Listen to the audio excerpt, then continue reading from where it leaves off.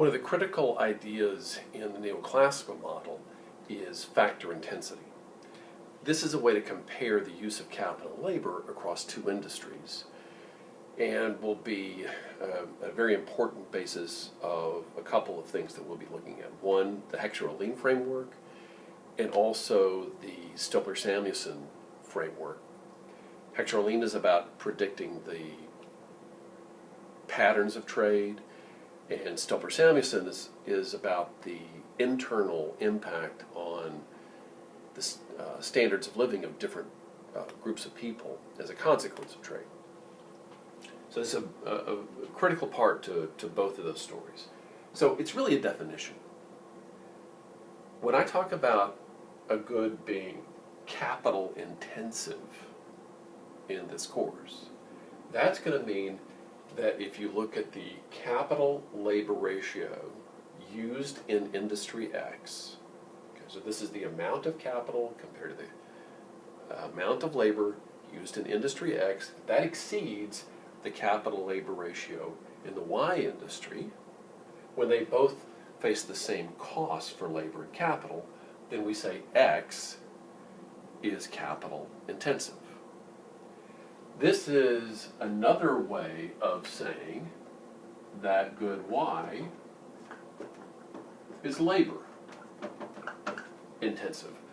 There it would be that the amount of labor in good Y compared to capital exceeds the labor capital ratio in good X. So these are equivalent statements, just looking at it from different directions.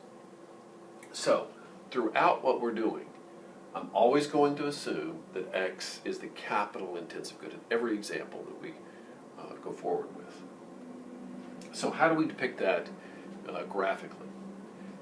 So this is we're going to be using isoquants and isocost lines, which is covered in another video. So along this axis, we've got the capital that's chosen by a firm, and L is the labor chosen by the firm, and the isocost line is different combinations of capital and labor. They give the same cost at the same wage rental ratio. So it's the combinations of labor and capital. It's essentially a budget constraint for a firm that's got a certain amount of costs, and it can choose between using capital or labor when making their production decisions, but they do so based on the cost trade-offs. So if you recall from the other video, we can draw an isoquant where the tangency of these two, the tangency between the isoquant and the isocost, is the optimal combination of capital and the optimal combination of X. Okay, so we've got that. And then here is the isoquant for good Y. So facing the same capital or wage rental ratio,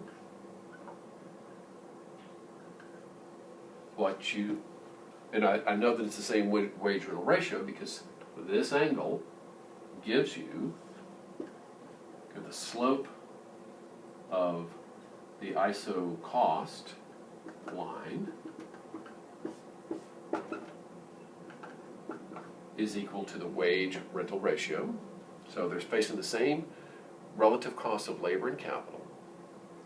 And X is going to use relatively more capital than good Y. In this instance, the optimal use of these two factors is such that the capital labor ratio in X exceeds the capital labor ratio in Y. So this idea of capital intensity, labor intensity, compared to another good is for a given wage rental ratio. Now, let me draw a distinction that will be important. If the wage rental ratio changes, so let's say labor becomes relatively more expensive compared to capital, then both industries are going to have a motivation to change their use of capital and labor. If labor becomes more expensive, you use relatively less labor, both industries. So if the relative cost of labor goes up, then both industries will start to become more capital intensive than they were to start with. So X will remain more capital intensive than good Y, but they may both become more capital intensive relative to where they started.